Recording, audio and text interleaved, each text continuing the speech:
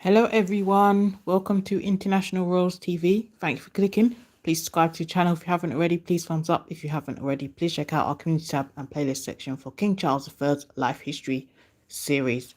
So today we'll be continuing on with the rest of King Charles I's life history, and we are on the finale today, and it's called Title, Styles, Honours and Arms. Previous sessions we did was introduction, early life, family and education, Prince of Wales, military training career, marriages, Lady Diana Spencer, then Camilla Parker Bowles, official duties, reign, health, charity work, personal interests, media image and public opinion, residences and finance. And today's session is title, styles, honours and arms. Source I'm reading from is Wikipedia. For this particular segment, it might be worth you referring to Wikipedia because you can actually see the photographs and the pictures of the way the titles look. So all I can do is describe it to you right now. So first it's got CR and it's got 3 inside the R. That's a royal cipher surmounted by the Tudor crown. And then there's another one that's got a C, an R, and the Roman numerals 3 inside the R, and a crown on top, and it's called Scottish cipher, surmounted by the crown of Scotland. And then it's a similar one, it's for the Canadian cipher, surmounted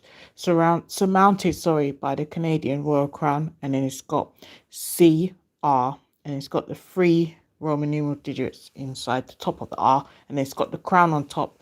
It's better for you to refer to Wikipedia, then you actually be able to see the pictures. Okay, so titles and styles.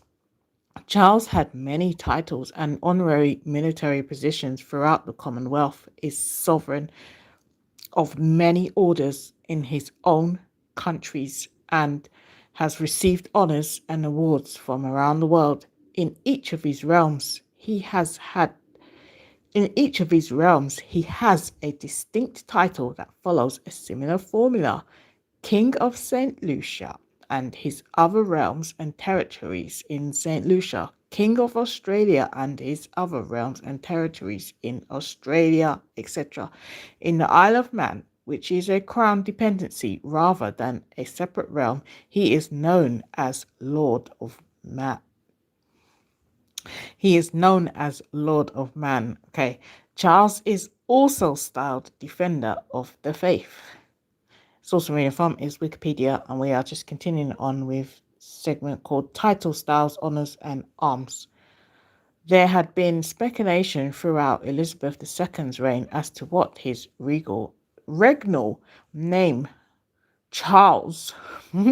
Let's go again. There had been speculation throughout Queen Elizabeth II's reign as to what regnal name Charles would choose upon his accession. Instead of Charles III, he could have chosen to reign as George VII or used one of his other given names. Oh, interesting. It was reported that he might use George in honor of his grandfather George VI and to avoid associations from previous controversial kings named Charles. Charles's office asserted in 2005 that no decision had yet been made.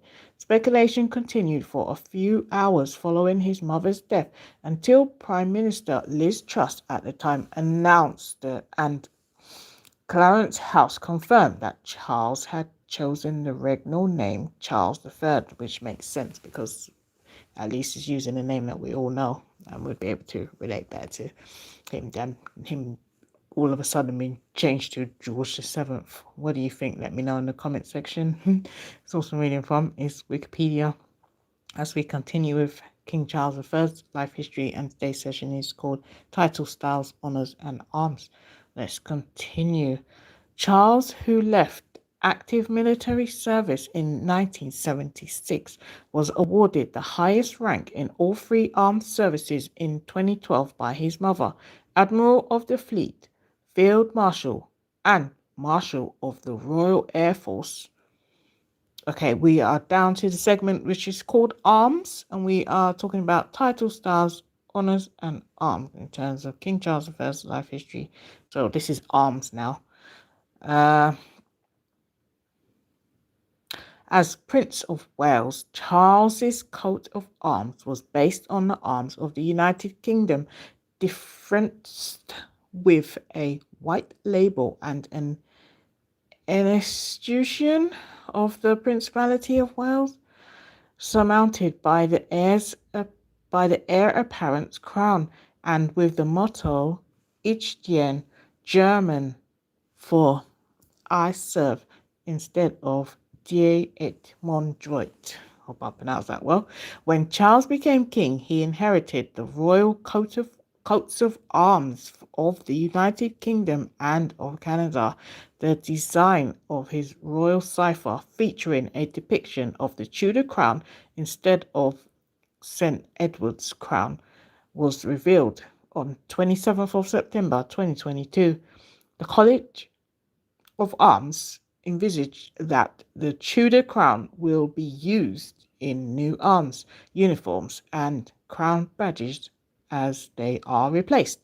On 10th of October 2024, designed by artist Timothy Node, the new royal arms alongside the new lesser arms used by the UK government were officially unveiled, with both arms reflecting the stylistic changes made after Charles's accession. And then it's got a picture of coat of arms as Prince of Wales from 1958 to 2022. And then underneath that, it's got the royal coat of arms of the United Kingdom.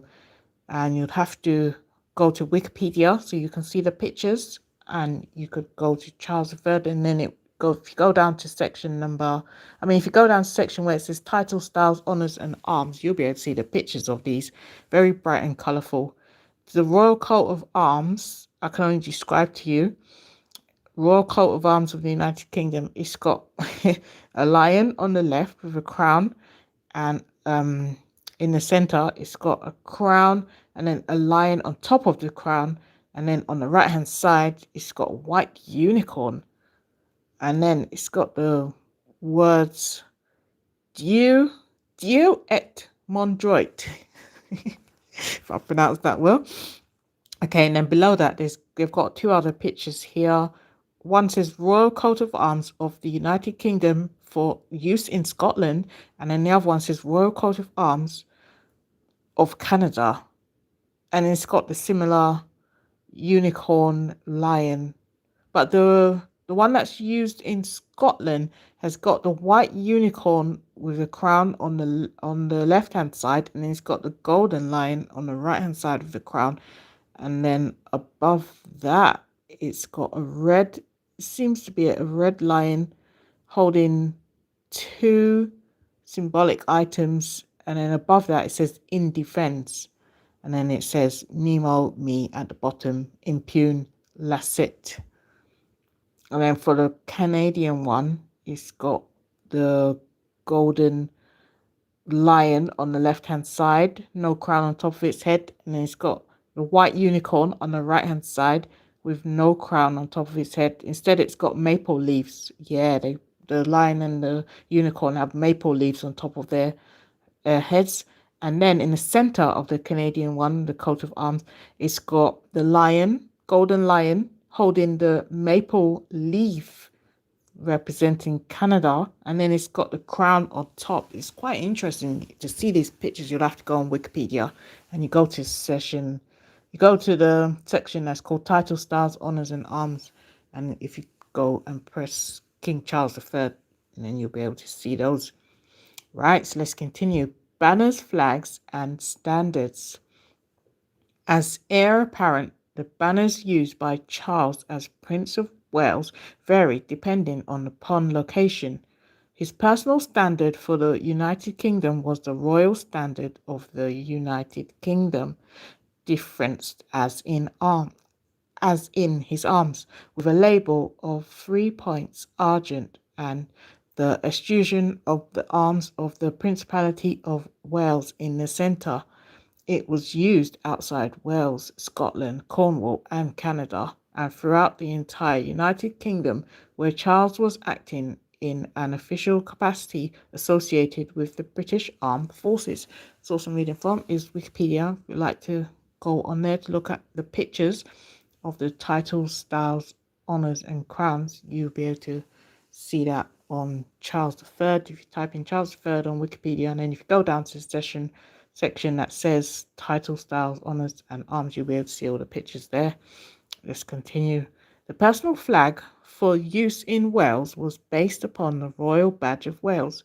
In Scotland, the personal banner used between 1974 and 2022 was based upon three ancient Scottish titles: Duke of Rothesay, in brackets, heir apparent to the King of Scots, close bracket, High Steward of Scotland, and Lord of the Isles. In Cornwall, the banner was the arms of the Duke of Cornwall. In 2011, the Canadian Heraldic Authority introduced a personal heraldic banner for the Prince of Wales for Canada, consisting of the shield of the Royal Coat of Arms of Canada, defaced with both a blue roundel of the Prince of Wales's feathers, surrounded by a wreath of gold maple leaves, and a white label of 3 points. And then it's got all the pictures there, a showing of the banners. It says Royal Standard of the Prince of Wales for the United Kingdom, Standard for Wales, Standard for Scotland, Banner of Arms of Duke of Cornwall, Royal Standard of the Prince of Wales for Canada. Yeah, best bet would be for you to go on Wikipedia. You'll be able to see all the colourful pictures on there. And if you go to the section that says Title, Styles, Honours and Arms, and if you typed in Charles III, you could read all the sections of there, and you can see also the title, styles, honours and arms as well. Let's continue. As sovereign, the Royal Standard of the United Kingdom is used to represent the King in the United Kingdom and on official visits to The Royal Standard of the United Kingdom is used to represent the King in the United Kingdom and on official visits overseas, except in Australia and Canada. It is the royal arms in banner form, undifferentiated, having been used by successive British monarchs since 1702.